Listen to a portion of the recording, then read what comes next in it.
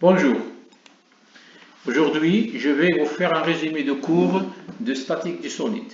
Alors je vais commencer par modélisation des actions locales de contact et modélisation globale. Alors à chaque point M, quand vous avez le contact entre deux solides, chaque point M s'exerce une densité surfacique Fm entourée par une surface élémentaire d de S. Et donc là, vous avez l'élément de la force élémentaire d de F qui est tout simplement là Fm fois d de S. Alors pour chercher, cette force, la densité surfacique Fm se décompose en densité surfacique normale Fn et en densité surfacique tangentielle Ft. Et le torseur des actions mécaniques exercées par le solide 1 sur le solide 2, puisque le contact entre deux solides, c'est la résultante de S1 sur S2, qui est l'intégrale de Fm d de S, c'est la somme de toutes les forces élémentaires en chaque point M, et puis le moment dépendant du point A, le moment au point A, c'est l'intégrale de A1 vectoriel Fm fois d de S. Voici comment écrire le torseur des actions mécaniques de S1 sur S2, qui représente la force globale exercée par le solide 1 sur le solide 2, ou plutôt le torseur des actions mécaniques exercées par S1 sur S2.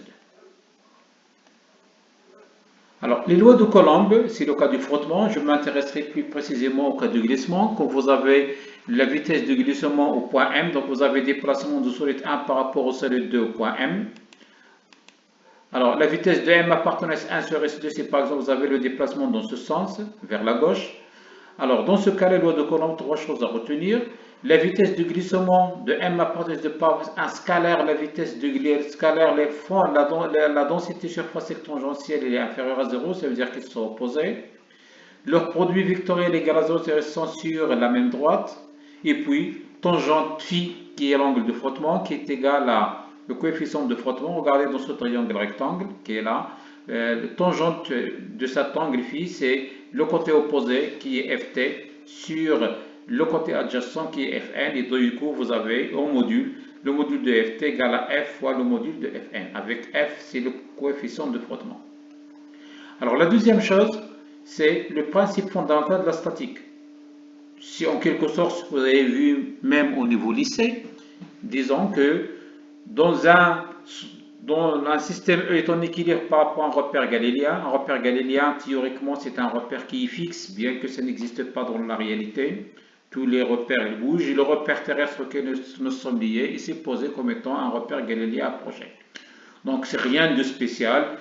La somme des forces extérieures égale à 0 et la somme des moments des forces extérieures égale à 0 écrit en un point A. Ça, vous le connaissez au niveau lycée. On va le dire autrement en supérieur en utilisant la notion de torseur. Tout simplement, le torseur de E bar sur E égale à 0. Et le torseur E bar, c'est l'extérieur. Quand vous aurez un solide, un ensemble de solides, tout ce qui est extérieur à ce solide, c'est E bar. Donc, la résultante de E bar sur E égale à 0 et le moment au point A de E bar sur E égale à 0. Donc, on peut dégager deux théorèmes. Le théorème de la résultante statique, la somme des forces égale à 0. La résultante de E bar sur E égale à 0. Vous avez un solide, un ensemble de solides. Vous voyez tout ce qui est extérieur à ce solide égale à 0. C'est une équation vectorielle qu'on peut projeter suivant x, y, z. Et deuxièmement, regardez bien que la résultante ne dépend pas du point. Et puis, le théorème du moment résultant, ou plutôt le théorème du moment statique écrit au point A, la somme des moments des forces extérieures d'un point A égale à 0, donc plutôt le moment point A de E bar sur E égale à 0 après réduction de tous les torseurs au même point